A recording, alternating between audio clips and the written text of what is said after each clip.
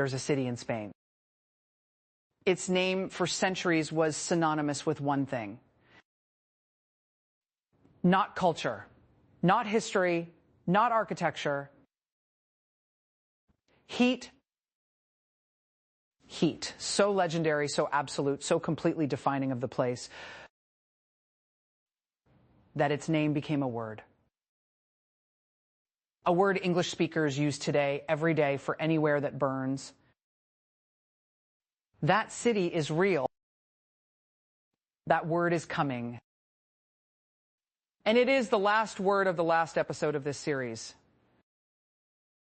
So let's make it count.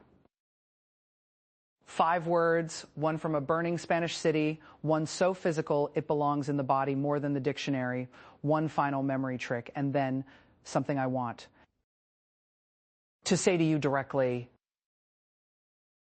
Think about real heat. Not warm, not uncomfortable. The heat that flattens you, that makes thinking feel expensive, that turns the air itself into something thick and resistant, something you have to push through rather than breathe. The heat of a city in August when the stone has been absorbing sun for 3 months and radiates it back at you from every surface simultaneously. The heat of opening an oven door and feeling the air change your face before you've looked inside. The heat of a fever, internal, inescapable, your own body turned against itself. Was any of that very hot? No. Heat, like cold, like every real experience has texture, has degrees within degrees, has words that were built specifically to carry it. 5 of them. Last ones. Let's go. Every word, out loud. Feel the heat in them. Word 1. Scorching. It was absolutely scorching. Your first replacement, the most natural, most immediate swap for very hot in everyday English. Scorching is surface heat, sun heat, the heat that comes from above and lands on skin and tarmac and car rooftops and makes everything shimmer slightly at the edges. To scorch is to burn at the surface, not deeply, not internally, but right at the threshold, the grass going yellow, the paint blistering, the back of your hand, on the steering wheel. 38 degrees and not a cloud. Absolutely scorching. The sand was scorching. We ran across it to the water and back, and it still burned. Use scorching for heat you feel on the outside. Heat that arrives from a direction and hits a surface. Word 2. Sweltering. The city was sweltering. Now we add humidity. Because sweltering is not just hot, it is hot and airless. The heat that has nowhere to go, that sits on you, that makes the inside of your shirt. A climate. Sweltering heat is exhausting in a specific way, not because of the temperature alone, but because the air is offering no relief, no breeze, no evaporation. Your body's cooling, system running at full capacity and still falling behind. The underground was sweltering, packed bodies, no ventilation, the kind of heat that makes strangers briefly united in suffering. We sat on the terrace at midnight, still sweltering, the day's heat stored in every wall and releasing it back slowly personally. Use sweltering when heat has trapped you, when there is no exit from it, only endurance. Word 3. Stifling. The room was stifling. Now heat becomes suffocation.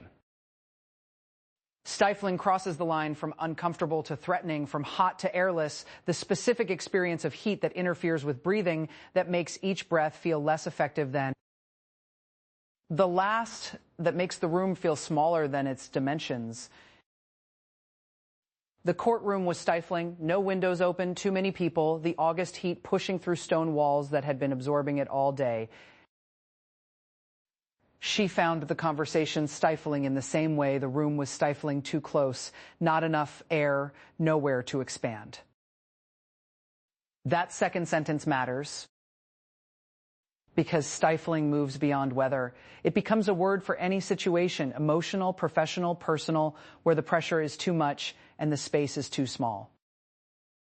Use stifling when heat becomes oppression, when it stops being weather and starts being a condition. Ward 4, the one that lives in the body. Feverish. The air had a feverish quality. I felt feverish, overheated from the inside, not the outside. Every other word on this list describes heat arriving from somewhere external. Feverish is heat that comes from within.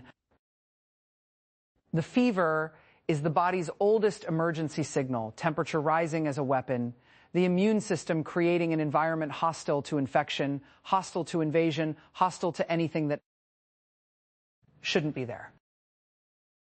To feel feverish is to feel your own body running too hot. Slightly disconnected, the world slightly bright, slightly unstable, the edges of things less reliable than usual. 3 days into the heat wave, the whole city felt feverish. People moving strangely, decisions made badly, tempers running as hot as the pavements. The night before a big performance, she was always feverish, not sick, but burning, alive in a way that felt dangerous.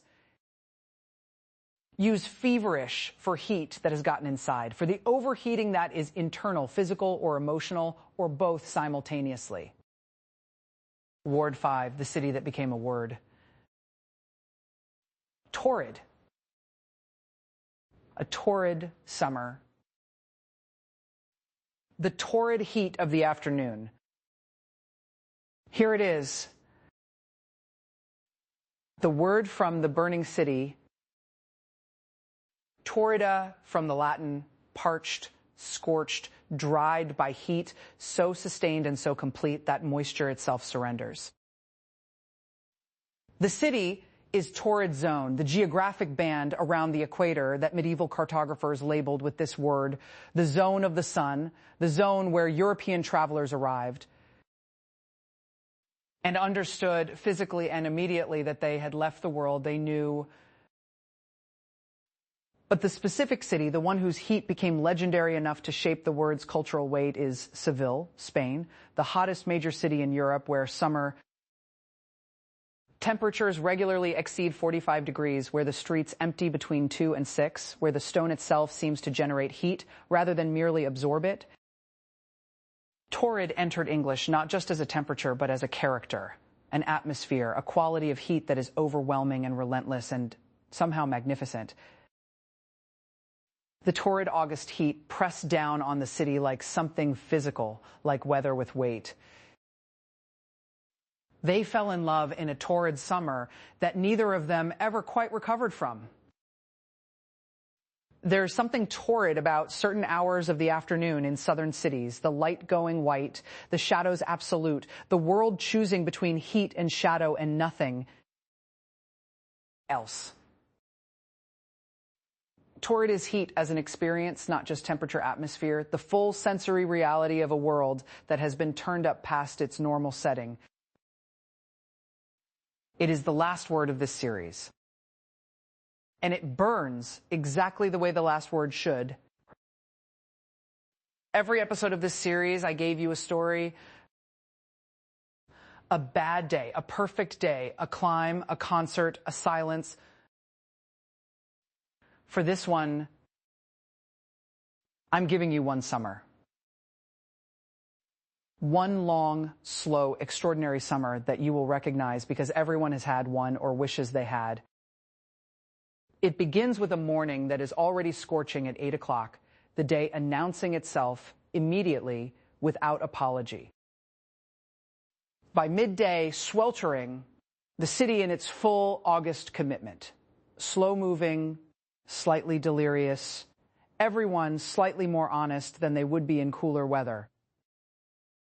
The afternoon, stifling, the hour when nothing can be done except wait, shutters closed, fans running, time moving differently. But you are in it fully, overheated, slightly unreal, the world vivid and unstable in equal measure. Feverish, alive in the way that only heat in summer and the knowledge that this won't last can make you, and the whole thing, the entire summer held in memory, glowing. Torrid, scorching, sweltering, stifling, feverish, torrid. One summer, 5 words. The last 5 words of this series. You started this series to learn English vocabulary, and you did. 15 episodes, 75 words, from exhausted to torrid, from heartbroken to sepulchral, from gobsmacked to ingenious. But here's what I think actually happened. If you stayed with this series from the beginning, you didn't just learn words. You learned that every feeling you have ever had, every experience, every texture of emotion, every quality of light and sound and temperature and difficulty and joy has a name in English. A precise, specific, carefully made name that fits it exactly. And knowing that name changes something. Not just how you speak, how you see. Because language is not a coating on top of experience. It is not the label on the outside of the jar. Language is how experience becomes real, how it gets fixed in place, how it becomes something you can carry and share and give to another person so they can say, yes, that I know that I have felt exactly that. That is what these words do. That is what you now have. 75 words that were always in the language, waiting for you to find them. You found them. The final 5, scorching, surface heat, sun arriving from above and landing. Sweltering, airless, trapped, heat with nowhere to go. Stifling, heat that becomes pressure, that interferes with breath. Feverish, from the inside, the body or the world running too hot. Torrid, the city that became a word. Heat as atmosphere, heat as character, heat as a summer you never quite recover from. If this series gave you something, not just vocabulary, but a different relationship with language itself, subscribe. Share it with someone learning English. Leave a comment telling me which word across all 15 episodes was the one that changed something. I will read every single one, because this series was never really about it was about finding the exact right word for the exact right feeling.